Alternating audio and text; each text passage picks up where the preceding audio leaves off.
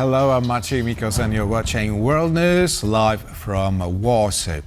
More than half of NATO allies have announced their participation in PURL, a joint procurement program aimed at providing Ukraine with US weapons and munitions, NATO Secretary General Mark Rutte said after a NATO defense ministers meeting on Wednesday. As we continue to ensure our own defense, we continue to support Ukraine. Their security is linked with ours.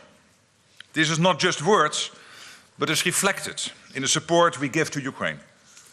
Thanks to funding from allies, we are providing Ukraine with critical US equipment through the Prioritized Ukraine Requirement List, or PURL. It is getting Ukraine the US weapons it really needs to protect its people and to hold the front line.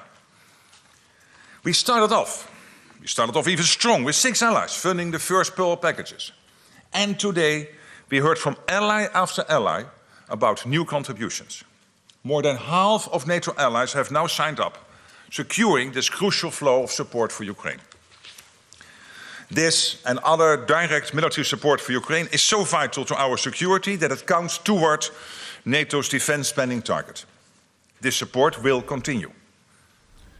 US Defense Secretary Pete Hegseth said the US will impose costs on Russia if the war in Ukraine does not end. Hegseth spoke in Brussels on Wednesday during the Ukraine contact group meeting held in the alliance's headquarters. All countries need to translate goals into guns, commitments into capabilities, and pledges into power. That's all that matters, hard power. It's the only thing belligerents actually respect. Your continued investment and leadership are vital to helping Ukraine defend itself and to bring an end to this conflict. Peace through strength. Now, if this war does not end, if there is no path to peace in the short term, then the United States, along with our allies, will take the steps necessary to impose costs on Russia for its continued aggression. If we must take this step, the U.S. War Department stands ready to do our part in ways that only the United States can do. This is not a war that started on President Trump's watch, but it will end on his watch. So let us seize this moment, strongly forge peace in Ukraine, and let's bring peace through strength. We will take whatever actions are necessary to destroy the capability of the Russian government to continue this illegal war in Ukraine, said British Finance Minister Rachel Reeves as the United Kingdom announced targeted sanctions against Russia's 2 largest oil companies, Lukoil and Rosneft. Britain is also introducing sanctions against 51 shadow fleet tankers, as well as individuals and entities across various sectors, including energy and defence. Reeves said that the UK is also ramping up pressure on companies in third countries, notably India and China, that continue to enable Russian oil to reach global markets. According to the British Finance Minister, there is no place for Russian oil on the global market. We have reaffirmed the allied commitments between the United States and Poland, Polish Defense Minister Władysław Kosiniak-Kamysz said on Wednesday. He made the remarks after meeting US Secretary of Defense Pete Hegseth on the sidelines of the EU and NATO Defense Ministers Summit in Brussels. And according to the minister, the stable presence of American troops in Poland has been confirmed. The stable presence of U.S. soldiers in Poland has been confirmed, and this gives us an advantage over countries that are still wondering whether American soldiers will remain on their soil. Why are they staying in Poland? Because Poland invests in its military, because we maintain good relations with the United States, because Poland is an important economic partner, and we make significant purchases from our American allies. Poland is also demonstrating that its defense spending, along with all the efforts to modernize and transform the Polish armed forces, are at the highest level. Poland is taking a big energy leap, said Poland's Prime Minister Donald Tusk at the construction site of the country's first nuclear power plant. It is expected to meet approximately 20% of Poland's electricity demand, strengthening the country's energy security and reducing carbon dioxide emissions. We are in a symbolic place, one of the most important for Poland's future, Construction of Poland's first nuclear power plant, which has long been planned and prepared for, is about to begin. This is Poland taking a significant leap in its energy sector. I'm talking about a nuclear power plant here, as well as large offshore wind farms nearby. This is also a gigantic development of seaports. All of this has been wisely planned for the next few decades. Thanks to these investments, we'll have energy security and state security in terms of regional tensions and the need to arm the Polish army. Most importantly, these investments will provide comfort and business opportunities for residents.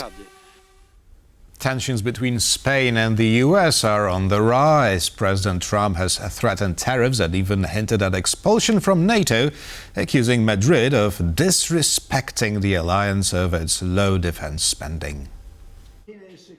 Donald Trump is turning up the pressure on Spain.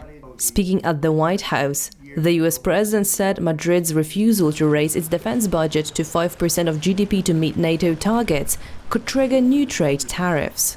I think it's very disrespectful to NATO. In fact, I was thinking about giving them trade punishment through tariffs because of what they did. And I may do that. But that isn't even Trump's toughest warning to date.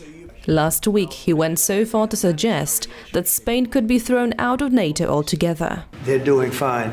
They have no excuse not to do this, but that's all right. Maybe you should throw them out of NATO, frankly. Spain currently spends just 1.3% of GDP on defense, the second lowest in NATO, just above Luxembourg. Poland leads the bloc with nearly 5%, followed by the Baltic states. Spain's defense minister insists Madrid is meeting its commitments, reaching the earlier goal of 2% this year, up from less than 1% in 2018. We are meeting our commitments because the pledge for the year 2025 was to reach 2%. A very important effort has been made. We started at 0.9% in 2018. At this moment, we are fulfilling the commitment, which is 2%, and we will continue to comply. We are firmly committed to the Atlantic Alliance. But Washington wants more, and fast. As Trump reshapes NATO's rules, Madrid now finds itself at the bottom of the spending chart and at the top of the president's sanctions list. And in true Trump fashion, confusion hasn't helped diplomacy.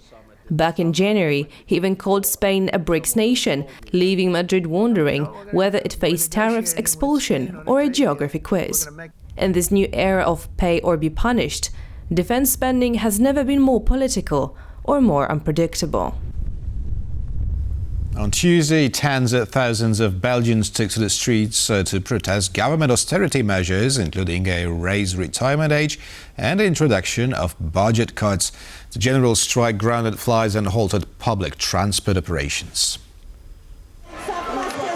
In Brussels alone, an estimated 80,000 people marched down the streets in opposition to government reforms, spending cuts, and an increased retirement age. We will have to work much longer and for much less. After a while, it becomes physically impossible. The Belgian government plans to increase the retirement age threshold from 65 to 67 years. There's also talk of limiting unemployment benefits, budget cuts, shrinking healthcare funds, reducing child benefits, and raising VAT. I actually completely disagree that any savings need to be made. There are many other ways to find money for healthcare that are not at the expense of the people. Belgian youth are already alarmed at the talk of increasing the retirement age. When I'm old, I just want to have my time. I want my time to follow my dreams. The protesters were also concerned that the austerity measures would not affect everyone equally. They have less expectations for employers or the wealthy. I hope this demonstration inspires them to work on a balanced budget. I really hope that those with the broadest shoulders will bear the heaviest burdens. The government's plans to increase austerity measures have angered Belgian unions who organized the protests. The demonstrations were largely peaceful, but some clashes with the police were reported. And that's all for now, but don't go away, as News in Depth with Diana Sky and John Todd is coming up next.